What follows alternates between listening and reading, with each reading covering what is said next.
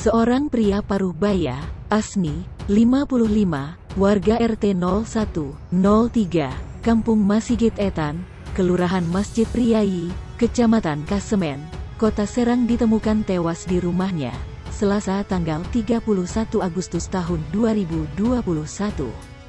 Ketua RT 01 Hadiri mengatakan warga di dekat lokasi mengaku mendengar Asni sempat berteriak minta tolong 3 kali sebelum ditemukan tewas.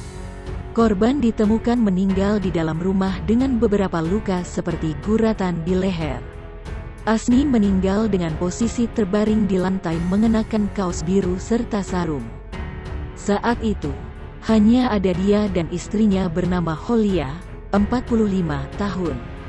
Rumah itu dalam keadaan terkunci. Korban pertama kali ditemukan oleh warga bernama Bahrani setelah pintu rumahnya dibuka paksa sekira pukul 15 waktu Indonesia Barat. Dalam kesehariannya, korban sudah tidak bekerja karena kualitas penglihatannya sudah menurun.